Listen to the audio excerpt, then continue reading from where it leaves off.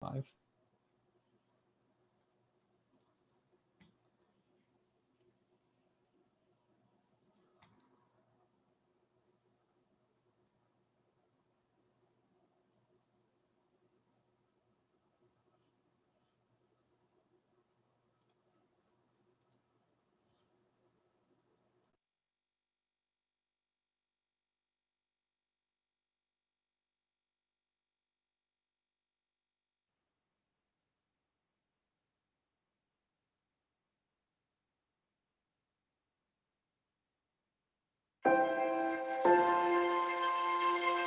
We can't gather in person this year, but we've adapted. The 2020 Milwaukee Film Festival brings the best in film from across the globe and around the corner. And this year, it's all virtual, so the films and events are coming directly to you. Join us for the 2020 Milwaukee Film Festival, October 15th through the 29th. More information is at mkefilm.org/MFF.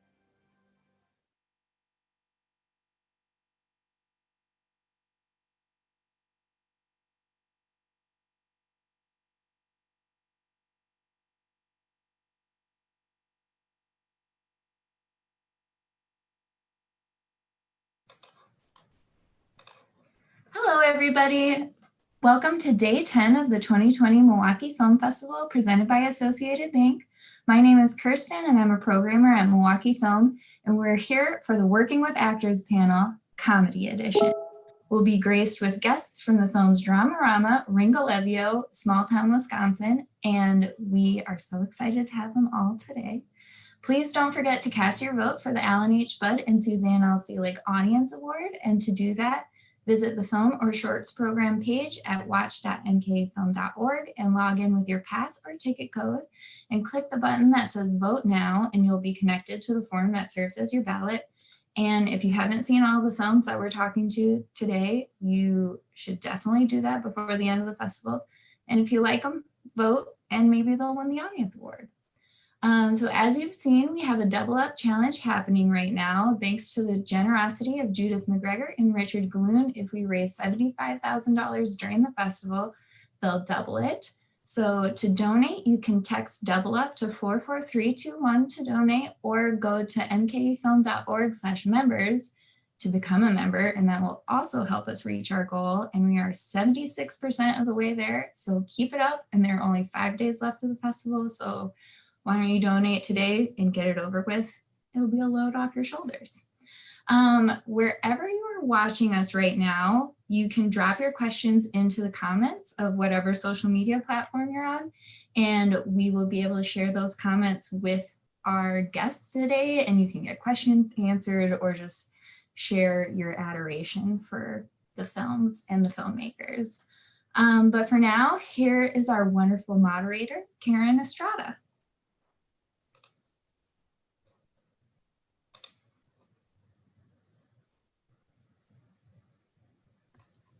Hello, everybody. I am Karen Estrada. I am an actor here in Milwaukee.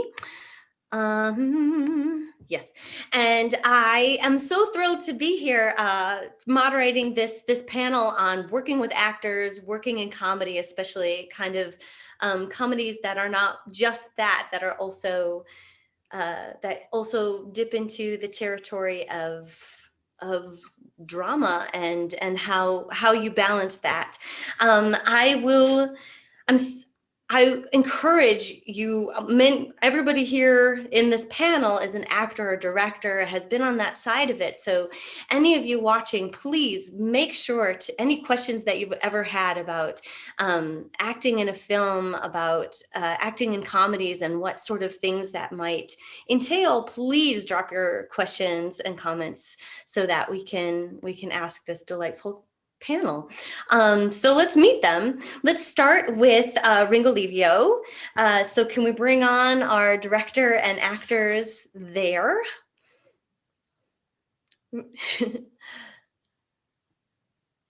Aha, I see Kristen. Hello. And Meredith. And we should get a Nicole. Yeah. So Kristen, hi, who are you? Why are you here? Hi. My name is Kristen. and I'm a Libra sun.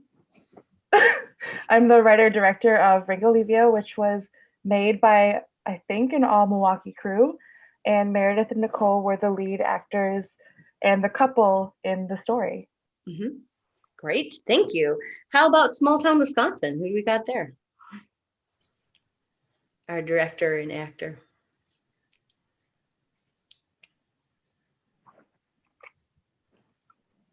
Hey, Niels, you want to tell us who you are? Niels, you're on mute. That's Niels Mueller. Sorry, I'm Niels Mueller. Can you hear me now? Yes. Niels Mueller, I'm the director of Small Town Wisconsin. I'm joined by Mr. David Sullivan, who plays Wayne Stobierski. Hi guys, David Sullivan. I played Wayne Stobierski in Small Town, Wisconsin. Excellent job, good. And then finally we have our Dramarama crew, and there's a bunch of them, so let's get them all on. And we'll start with Jonathan.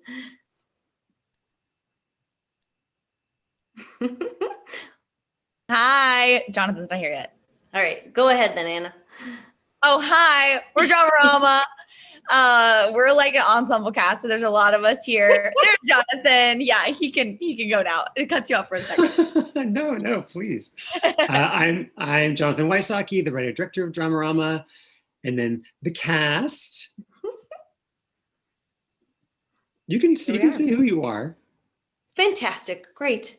So here we are. This panel is about working with actors in comedy. My first question is for the director writers in the room. But if you've got opinions about it, actors, I want you to raise your hand and we'll ask about that too. What do you find? What is useful about adding comedy to the storytelling? Why live in a story that uses both genres? Why is it useful in storytelling? I feel like the broad range is something that is just part of life itself. And so I always love movies that have both, because it's just more reflective of the world that we live in. The fact that there is, joy and pain in just the experience of being a human on Earth. And so I think putting both of those together is a kind of a perfect match. Yeah. I would concur completely with that. And I will say it's also, when you're finally testing your film, it's a nice gauge. When you sit and you've strictly done a drama, which I've done before too, you have nothing to gauge how it's a little bit more difficult to gauge how the audience is responding. So it's nice, but I think that's absolutely the right answer. It's life, and if you want to do a grounded drama or a grounded comedy, it's good to have the balance. Mm-hmm. I think too, also a lot of people in real life deal with drama through comedy, because a lot of times people don't really want to deal with drama in their life. And so I think it's a very human thing to do. And a lot of times people, when you're voyeuristic, or you're looking in on somebody else's life, it may be extremely dramatic to them and extremely funny to somebody looking on. So I think it's just a human experience. And when you're able to have both in a film, I think it really helps the audience connect to it in multiple ways. Yeah, for me, I love seeing characters enjoy themselves and each other and their time on screen. So that's why I wanted comedy at least a fourth of the time, just to see how people are enjoying their space before you get to see how they're not enjoying their space at all. Mm-hmm. Excellent. Actors, what appeals to you about, I know some people consider themselves entirely dramatic actors, and some people are like, oh no, I do comedy, and there's often a lot of fear back and forth. But what do you have any thoughts about, like, what is juicy about working in films like this, where you get to be entirely both? I will talk the whole time, so I'm gonna let you guys jump in. Otherwise, I'll jump. I'll talk the entirety of this session. So guys, feel free. I mean, just like the reasons for including comedy when you're creating a story. I think as an actor, it's always really fun to get to do both, especially in the same story. And I think for us, we all really enjoyed it. Really felt like summer camp when we were shooting Dramarama. And so to be able to have those bonding times through laughing and games, and then when the more dramatic scenes in the movie happened, we had that bond that was like built on cheering one another up.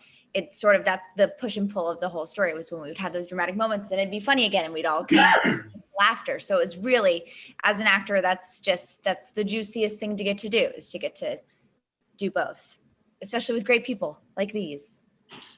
And I think just like what Jonathan said, where it is reflective of how life is, you know, in life, a lot of times you do deal with the dramatic stuff, like with laughing at it, or that's how you get through it. And then also with acting and art, comedy and tragedy can easily flow into one another. Like you become so comedic or tragic that it just becomes the other thing. So towing the line that is between both of those constantly can be kind of exhilarating. But And yeah, I think those beautiful answers. But I also want to say it's also great real footage, being able to show casting directors that you can do both in one. So there's that too. Nicole, did you have something to add? Yeah, I think in Ringolevio specifically, there's so many moments of discomfort that when Meredith and I were improvising together, a lot of jokes came into those moments, which I think is really indicative of real life and real relationships. Yeah, there's a lot in these movies where everyone has kind of a similar language of comedy that it includes, but it also, if it goes too far, it starts to exclude the people, including the people that are living it right there. If they can't find a way to break through their shared language, they rely on it too much, and they're no longer able to connect to each other or allow anyone else in. I find it interesting that you said that you used improv on set. This is a question I think people have a lot about filming comedy, and I'm interested in it. Was there improvisation on your sets? Is that something that you enjoy, that you allow? Is it to a certain point and then you're like, okay, enough, let's just do this over the same time? Talk to me about improv on set. I'll jump right in. Oh, go ahead. I'll jump right in and say probably the best takes included improv, especially between Meredith and Nicole. And there's a lot of scenes that were shifted in tone with how they were playing with the characters in the scene. So I loved it. I definitely allow it, and I'll continue to allow that on set. Is there a way that you were able to facilitate that, that you allow that sort of improv, or is it kind of a natural thing that occurred? I don't want to take credit for it. I think if I'm going to take credit for it, it's that I wanted it and I encouraged it. And I tried not to give them too much information as we were doing takes. So maybe giving them space, but all the credit is on them. Yes, Meredith. Sorry, just to like piggyback off of that. Yeah, like I think that because we were, you know, as an actor, it's this delicate balance of sort of, you want to be the character, but you also want to bring yourself to the character. And so improv is, for me, always been a really great way of sort of, you know, it's like a pinball machine where you figure out where the character actually lies through improv, and the discoveries that you have will help you be more spontaneous within a scene, and also like keep things fresh as an actor, because there's a lot of times where you're doing 5, 10, 15, 20 takes of something, and improv is a great way to keep being spontaneous, keep reacting to what people are saying. And then also, like with Nicole, not only did it bring us closer, like as real, it brought us closer as real friends to do improv, but it also brought the characters a lot closer to, like, we mutually were discovering the shared language of the relationship with each other, and that I think works really well on film. Great. Seeing a lot of nodding. Danielle? Just to piggyback off of what Meredith said, I agree. And we only had one day of rehearsal before we shot Dramarama, and Jonathan, we did lots of like fun improv-like activities and games, and we also did those between takes on set. But I remember one specific activity, he would either like keep two characters, like keep two actors in the room, or like send two actors on a walk down the street and then to come back, and he would just give us, hey, Allie and Rose, talk about this for 5 minutes, go for a walk and talk about it in character. And that was, yeah, a really helpful exercise in finding for myself where this character lied, and if I had to make decisions without Jonathan's writing, what those decisions would be. And Jonathan's writing is so amazing that it felt so conversational and so like cracking jokes here and there that it kind of felt like improv. So I feel like actually in the takes, we would change little details of whatever we were like discussing to keep each other kind of laughing, like the fart sequence, if you've seen the movie, where we're all like making up different, like fart play on words. We would come up with different ones, and like in the take, because we all had to be laughing for so long, that was really fun. So it was really fun to do stuff like that, especially having that foundation of like theater kids and the things that we knew our characters were interested in to come from that place with the improv was really fun, because it wasn't like we were playing not ourselves. So that was in a time that's not now. So that was the most fun. The other thing I would add is just there often can be off-screen improv. If you have a close-up on one actor and an actor who's off camera will improv to keep, often you're doing the close-ups later and be able to surprise that actor with something fresh and new that can be hugely valuable to the actor who's on camera. And I think the other thing is that the improv, I've had improv on other films and projects I've worked on not work as well, and sometimes it's worked great, but it seems it's about the actors and their relationships both on and off set, being able to find that actors who have chemistry and who will go there with each other.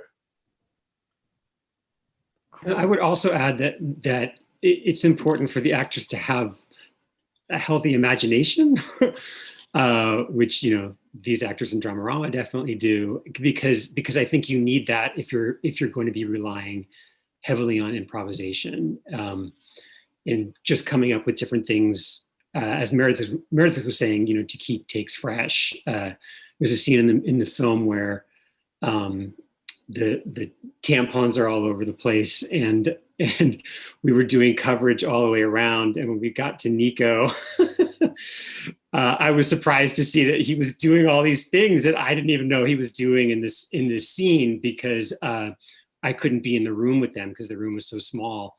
And every single take, he was just coming up with, again, something different and funny to do with these tampons. And again, something like that takes imagination, I feel like, and it's just part of the fun of working with actors that have that imagination to sort of take what you've designed and then build upon it and bring it to the next level. Oh, wow. This is all so astonishing to me. I work mainly in theater, and so film is a different beast for me. And I always am shocked. Like you just said, you had one day of rehearsal before this, and in theater, like, well, we kind of know when, like, we can craft the jokes to the point where we really think that it's gonna have legs, and then we have immediate interaction with the audience, so we know, oh, it's funny, or it's working. Fantastic. Doing that. The idea of and it becomes kind of locked in a way that you can't improvise on stage the whole time when you're doing a play, because, well, first of all, often the writer's not in the room. They're not going to allow that.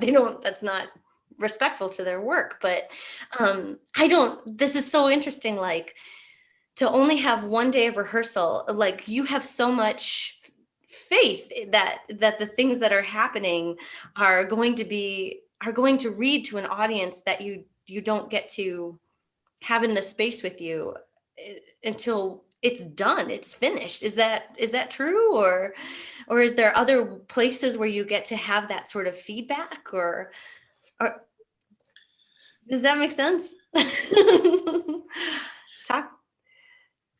Well, I would just quickly say, to the flip side is that when you're doing theater, you have one take, and we have multiple takes, and so you can have the improv that may be great or may go awry, but then you have the next take, and you can make your choices later. So that's the flip side of that equation.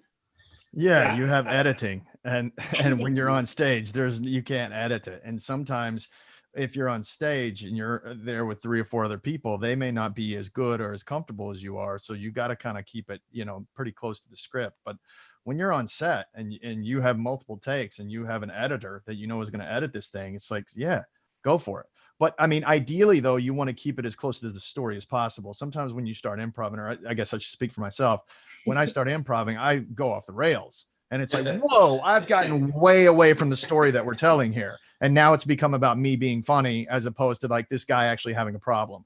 So yeah, I mean, as long as you have a director who is there kind of, keeping it all together so it doesn't go off the rails. And sometimes you need to go off the rails to really kind of find what's magical about the scene. But, a lot of times you do need, I mean, you have that medium of editing and cameras and everything. So it kind of makes it a little easier. Are there times in that process where you have to kind of kill your darling? Something was hilarious on set, but it just doesn't serve the play in the end of the day? For sure. Yeah. Sure. Yeah. You at the end of the day, you are telling a story, be it, a 2-hour story, be it on stage or on camera. And so if you have somebody going off on a tangent for, 5 or 6 minutes, it's like, wait, what are we telling now? We see that you're funny, but that has nothing to do with you running out of gas. Like, it's like, wait, what's happening here? I also do think, like, just a counterpoint, I do think that there's a difference between, when I improvise in film, I'm not doing it to the point of telling jokes. I'm doing it to the point of diving deeper into a character in a relationship, and potentially working around what is I would never dare stray away from what the core heart of the story is. You know what I mean? And I think that there's different ways to improv, especially in comedy. I think that people can get really bogged down by the idea that they have to be funny, and that will be the death of productive improv in film, because then you're not getting to the character, you're not getting to the plot. But as long, I just feel like if you're doing it from within a character in a way that's not meant to be your shining moment, it's just meant to sort of well, how else does this character feel about it? What else can I say about this? What's a different way to say what she's feeling? I think that can be a really beneficial tool. I just think that improv isn't always just for jokes, and I feel very strongly about that. Sure. But I do like that, to learn to take some really big swings with it in order to find the limit of where you can go, to pull it back to something that's a little more in line with what else is happening. So the things that you have to kill in the editing room, that gets to be the blooper reel. I don't think any of these movies, I didn't find them anywhere, any blooper reels for the whole thing. But was there any times when you were filming when you were like, oh no, we're off the rails? What tell me about what you do then? How do you bring it back? How do you rein it back in? What's that like on set? Oh dear, Dramarama is having a shared joke. I'm like, wait a second, where is our blooper reel? There's gotta be some. Jonathan, what are your favorite ones that you remember? I mean, I would say, for us, it's less about being off the rails with the improv, and it's just more about these actors breaking because they're making each other laugh at things at points where they're not supposed to be laughing. They're just a funny group of people. And there were definitely multiple times on set where it was difficult to get through the scene because they were breaking out into laughter when they were not supposed to be, which is completely adorable. Like when, Jonathan? AG, it was when Anna Grace, who plays Rose in Dramarama, there's a bit where she's calling out Allie, saying that she looked really suspicious. And, you know, we're all online and it's kind of a tense moment in, you know, for these characters. And she kind of went off the rails and she just said all these adjectives to Danielle. And she was like, your eyes are looking really big and buggy right now, which is like a genuine, like, you know, Danielle's got big, beautiful eyes. But it was just funny how she kept going on about all these things that, you know, maybe it went off the rails a bit, but we could not keep it together. So what happens then? What do you do? How do you stop? It didn't make it into the movie, unfortunately. And maybe it was because Danielle laughed at me instead of, you know, also this whole thing is only funny to us, but that day, that was so funny. Truly. I think it's hard. I think, you know, as the director has to put on the stern teacher hat, which is very difficult to don, and then try to spread the stern teacher energy, even though I was laughing just as much as everybody else was inside.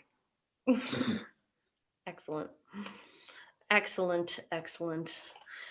Let's see. Do we have, I just want to make sure, I'm just going to make sure that everybody, if you have any questions, anybody watching, please go ahead and write them down. I do believe that's going to be coming to my chat. I don't see any yet. So if that is not correct, then somebody should let me know that I have to look somewhere else to find them because I don't see any yet. Cool. Neat.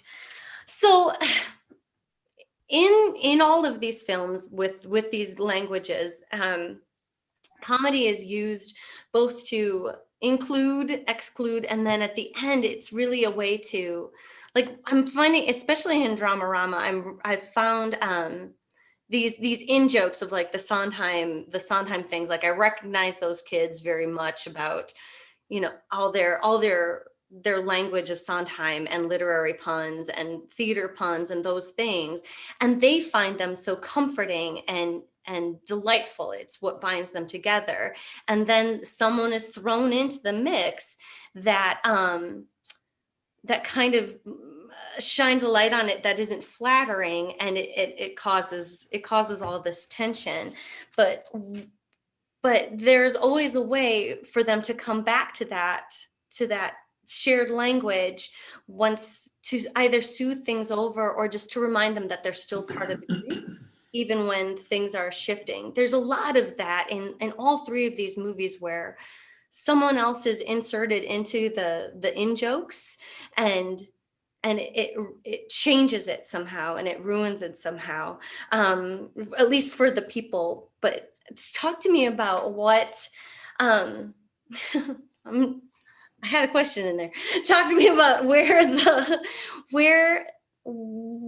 how far can you let it go into the breaking of these groups, these characters, before you start to bring it back in, before you use comedy not to keep people out, but to bring them in? I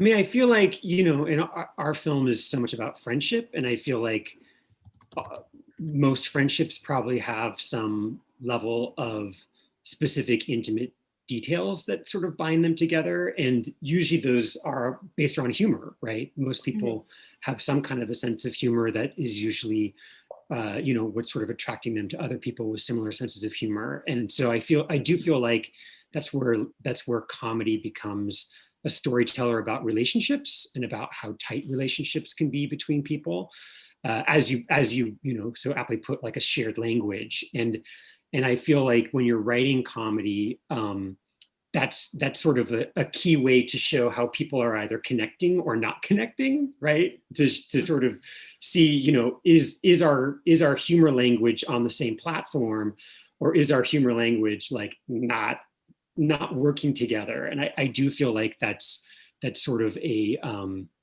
you know, a key way to sort of show relationships between people in films. Yes, Nicole. Yeah, in Ringolevio, my character Ada was trying so hard to become a part of this group that she was visiting. Meredith's character Marissa was visiting her family. So I'm on the outside of the group pretty much the entire film. And the only time that I'm maybe creeping in to be on the inside of the group is when I'm using humor, but I'm using humor almost as a weapon against the person that I love and that I'm there with. So I think that's while there's so much humor that is working for the entire group, the second that the outsider tries to use it, you know, it's just like, that's mean, that's hurtful.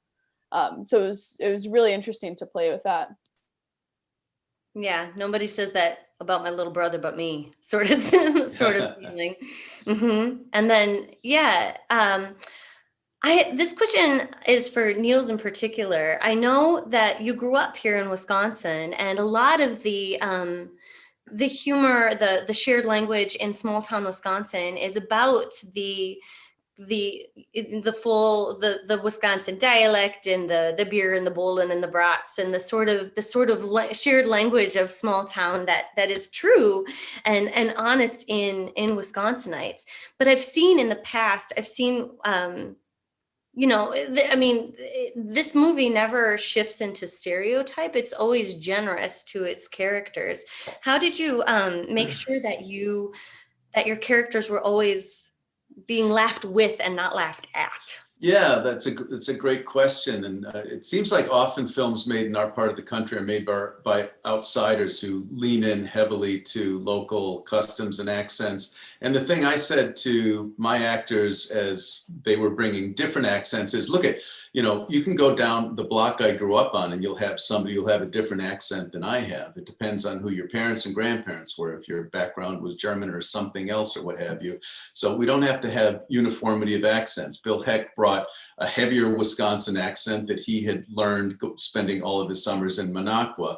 David Sullivan's from East Texas, so we just had to teach him how to pronounce words like oil instead of all, and McGuanago and our local words. But the other thing is, like, the original script as it was written before I got in there and revised it a bit, it started with exterior small town bar on the corner, exterior farmland, etc. And it had that kind of feeling of we're coming in and you're kind of like looking into a terrarium. And I really didn't want it to play that way. I wanted people to experience small town Wisconsin and Wisconsin in general once they go to Milwaukee through the eyes of the character. I didn't want it to be, here's the filmmaker showing you small town folks. So I started the film with the scene with David Sullivan and Bill Heck. And then when we revealed the small town, it was through their eyes. So it's about how you also are showing the small town. Are you showing it as a filmmaker? Or are you showing it through the eyes of your characters? And I always lean toward the latter. Excellent. Jonathan, I know you, I love the picture at the very end of your film is that you and a group of high school friends all dressed as Star Trek characters? Yes. So you understand again, like that sort of shared geekiness, that shared laughing with versus at. Yes, very much so. Yes, and yeah, I mean, this film is very much based off of me and my friends and our shared language in terms of what we were consuming and what we loved and what our hopes and dreams were. And so yeah, I definitely feel like that's part and parcel of the language that I was trying to transcribe into Dramarama.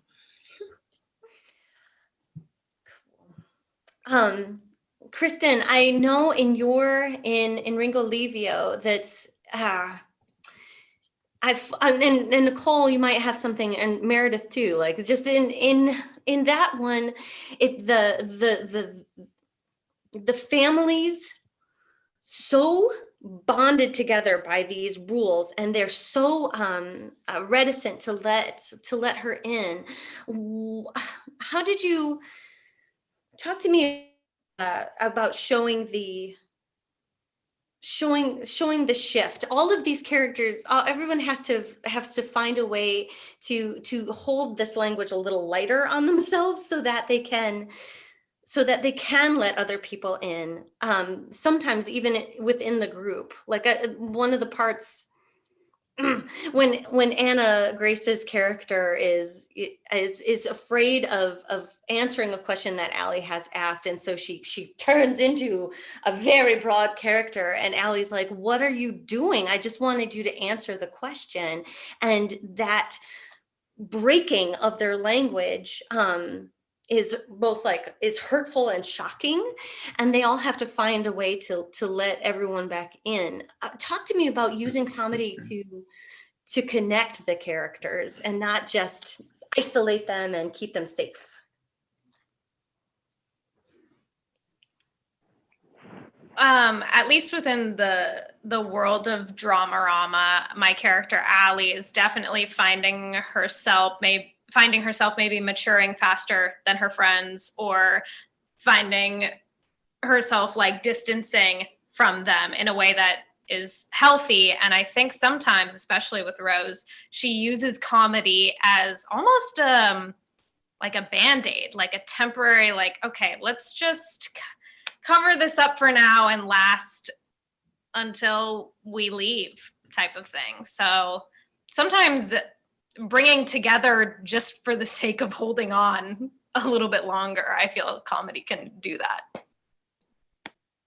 I definitely felt like for Rose, that grandiose sort of like I've said before, her transatlantic kind of thing helps to deflect from any insecurity she may have, any sort of thing she doesn't want to actually address in, a vulnerable way. And so it's, especially because I was a theater kid in high school, I remember that feeling. And so I think using that as a cover up to vulnerability is a tool that Rose used for sure, and to make people kind of calm down by like making them laugh, and to hopefully push off any sort of conflict for another hour or so in the scope of their like party night. But then of course it all comes crashing down because she can't stop being so defensive. And it's a really nice push and pull in our film, especially between my character and Danielle's character. It was really fun to use that comedy push and pull. What I find in the end of all of your films is that the comedy that is used to give everybody hope at the end. It's these dramatic things that are happening in everybody's lives, that hope is what comes out of it in this gentle, funny, delightful way. So you can enjoy the characters, like you said, Kristen, you can enjoy them liking each other, but then by the end you want to be a part of it too. Like you not just recognize them, but you root for them in this really delightful way. Bravo. I got a question from the Facebook. You want to hear it? Sure. Our viewer would love to know why everyone got into film and what this medium allows them to do as actors. Oh, how interesting. Who's got an interesting way that they came to film? I know, Anna, you started in theater. Meredith? Yeah, I mean, Nicole and I both went to the same theater school, and it was for live theater. And when you go to a conservatory program, your love of live theater just sort of gets slowly and tragically beaten out of you over 4 very long and painstaking years. And I just sort of like stumbled upon film, and there's so much freedom in it, and you don't, I mean, while there's like 40 people around you, they're all doing their own tasks that are, they're doing sound, or they're like fixing the sets, fixing the lighting, all of that stuff, or coming up and dabbing off your oil glands and all of that stuff. So they're not really paying attention to you. And that gave me so much freedom to not feel watched as I did on stage. And there's just so much more freedom and like smallness, and you can be so much more minimal, and the camera will pick up your movements and what you're trying to convey more. And I think that's after being so big for 4 years, I was like, I'm done. I can't do it. Interesting. Who else? Who else found an interesting way into film? Yes, Nico. So I grew up a dancer primarily, and I'd always wanted to be a film actor, but dance had just consumed my life, and I spent every day for dance. But it was interesting because I moved out to Los Angeles as a professional dancer, and the difference of, you know, being on stage and theater as well, you know, you get the inspiration, and it's, you know, you kind of gauge where your performance is going. But I finally decided to commit to film, and oh no, my internet connection is unstable. Am I still speaking? Is this still working? Yeah. Oh, I am. Okay, sorry. We can hear you. Okay, sorry. Not at all. Yeah, my route was, sorry, go ahead. Oh, I just decided to commit to acting maybe like 4 or 5 years ago, and it has been such a learning experience, comparing theater to film, and you know, the difference in being on set, and like you said, like not having rehearsals for months to do one performance versus, you know, you get 6 takes and they can all kind of be different, and you get to discover yourself within these characters. And I'm very close to Oscar, who I play in Dramarama. I can understand him inside out, and to me that's just so exciting. And then, you know, you can move on to a next project and be someone else, someone completely different from Oscar, which is really exciting.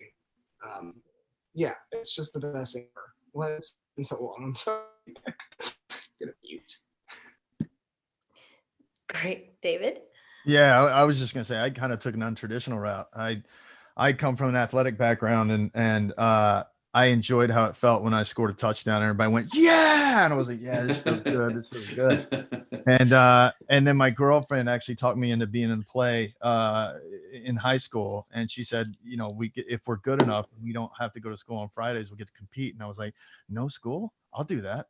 So yeah, I went at it the opposite way. But I remember being on stage for the one act play for 11 minutes or whatever it was, and how freeing it was. And but I ended up going to business school and playing college football at Baylor and stuff. And I got fired or laid off from my first job, and I was depressed, and I was like, what really makes me happy? And I remembered the feeling of just being on stage and being free and just living in a different point of view. And I was like, man, if there was a way to do that, I would love to find it. And I was fortunate enough. My first audition was a movie that I ended up making in Dallas. We ended up making it, the 6 of us, and it won Sundance back in 2005. So it kind of gave me the opportunity to be an actor for, I guess, as long as I continue enjoying it. So I love it. Great. Yes, Megan. So I'm an ex-Olympic athlete, and I'm just kidding. It's funny. I kind of have like the opposite of what you would consider stereotypical Indian parents. Instead of like doctor, lawyer, engineer, my dad's was sort of like, you seem to like to do this. Do you want to start doing this professionally? And I was like, I don't know. Can I? Is that a possibility?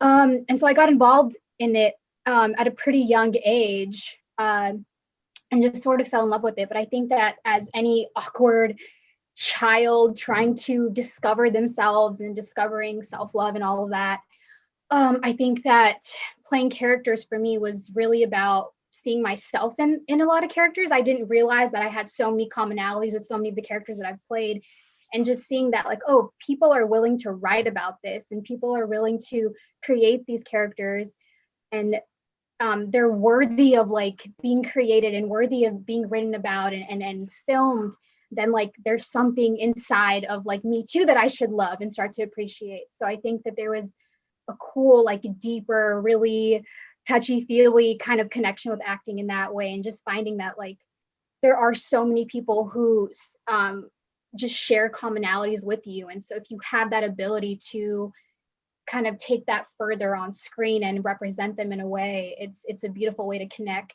I think I'm off of a whole cup of coffee. I don't know if I'm making any sense right now. I'm like, I swear I'm not high. That's cool. Kristen, I know you are a poet. Were you a poet before you decided to do film? How did this come about? I mean, I was like the typical middle school sad girl. So poetry was like, you know, something I couldn't evade. And then in college, I just helped a few friends make films. I didn't even think that you could make films. I thought you had to be rich and live in LA or something. I was like so naive. And then, that was 10 years ago. and in 10 years, gaining confidence in writing for the screen it's still like the beginning for me, but directing short films, and then this is my first feature. So yeah, poetry is like my bone marrow, but film is kind of this new, interesting way for me to see how you can write poems as moments and scenes or moods. So I don't know. I'm still trying to figure out how that works or feels. Cool. Cool. How is it different? Did anyone else have want to answer that? To want to tell me all about your journey to being an actor and why film as opposed to other ways to be an actor in the world? I'll go because I had a similar journey to Meredith and Nicole, where I went to musical theater school and went through this whole like school audition process and then got there. And I actually had a great acting teacher who was like, you might be more cut out for TV film, which I had never done before because I had grown up in the theater world and singing and dancing. And I felt like theater was more like acting was on the outside, like the character was on the outside, and then moving to LA and getting into these like TV film acting classes. It was like, it's all much more on the inside rather than wearing it on the outside. And so I felt like because I had started so young in musical theater, having this challenge for the first time, like really like having to learn how to do something totally new and not move my face so much and not be big and not be allowed to use my hands and be told to like sit on my hands while I'm acting was like a big, like it's a big change, but it was like, it's truly the most beautiful art form. And it's been like, it's like a second wave of passion because I knew every Broadway show, I like had a wall of posters. And then like to be like a 20-year-old girl living in LA who's like never seen any of the classic movies because I was too busy listening to like Broadway cast albums, like has been really fun to like go through all the classic films and be like, oh, I love that actor. I knew them from that rom-com, but never knew any of their really important work. So that's how I got into film and why I love it so much. And theater and Broadway will always have a place in my heart, of course. And I hope it comes back really, really, really soon in this crazy COVID time. But that was my journey. And I love both. So getting to play a character like Rose and like, who's like a theater person, that felt like my bone marrow, which that was Chris, you explaining turning poetry into film was poetry. So yes, that's how I felt. Yeah. Delightful. Hey, that's a good question. Tell me about your favorite, at least if not favorite of all time, at least your favorite right now comedy film. Like what's the thing you love, or your favorite comedy actor, the person who's like, oh, they've got it, they're doing it. Tell me all about it. Anything Wes Anderson. I just rewatched Life Aquatic recently, and so that's been on my mind a lot. Yeah. That's totally my vibe. Yeah, good. It's not film, but it's close enough. Fleabag, I think, was just fantastic. First season, second season, just so excellent. Great writing, great acting, just fantastic. Yeah, talk about balancing on that edge of drama and comedy, huh? Yeah. Sometimes just seconds. Yeah, so well done. I'm currently watching Pen 15 on Hulu, which I think I love it so much. And the two girls have, they created it and they star in it. I bow down to them. I think they're amazing. It is so raw and honest and hilarious, but also makes you cry. It is brilliance. All right. Danielle has hers. Now it's spoken. I really like all the dark comedy. My favorite movie ever that I've watched, which like I said, I'm not through all of them, but I love Flower, which is a newer, I think it's Max Winkler. Oh my gosh, it's such great dark comedy, and it's starring Zoe Deutsch. Amazing. That's my fave. Cool. Oh. Wait, Nick first. Nick I first. watched. Nico Oh, first. sorry. Go ahead, Nico. You're unmuted. There you go. Okay, I watched Airplane during quarantine. Airplane, like from the 80s, and I hadn't seen it before, and I have never laughed so hard for the entire film ever. And then you rewatch it, and then it's different things that make you laugh. Oh my god, genius! Sorry, I'm gonna turn my mic off now. I appreciated the moments of slapstick that occurred in many of your movies. Just I like falling down. I love a bowling ball smash. I love all that sort of stuff. I love when that can connect in, the slapstick comedy can connect in with all that other stuff too. What do you got for me, Nick? Okay, this is like not like considered a critically acclaimed, I don't think, but my capacity for what I've been able to watch recently is like, it is only like 90s 2000s rom-coms, because it's just like always gonna be fine. But honestly, 13 going on 30, and I think I've talked to like everybody about this at this point, it just is like a perfect film. And like, as crazy as the context is of the plot, like the acting is so good. Jennifer Garner playing, like, she is like this little girl inside this body. It's just, and when she first wakes up in the adult body, I mean, the physical comedy in that scene alone is genius. And then I guess I'll throw in like a classic would be The Party with Peter Sellers. Growing up, my family and I would watch that at least once a month, but yeah. Megan. By the way, Nick just mentioned 13 going on 30 because Mark Ruffalo was his sexual awakening and had nothing to do with the amazingness of 13 going on 30.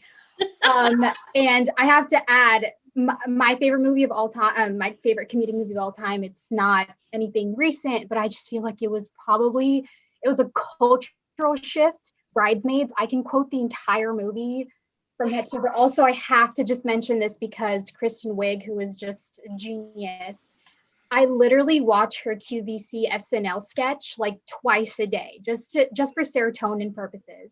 So if you haven't watched it yet, please watch her QVC with Maya Rudolph. The best. Okay, I'm gonna go now. Meredith. Oh no, Dave, you're muted. No, I was just I'm muted.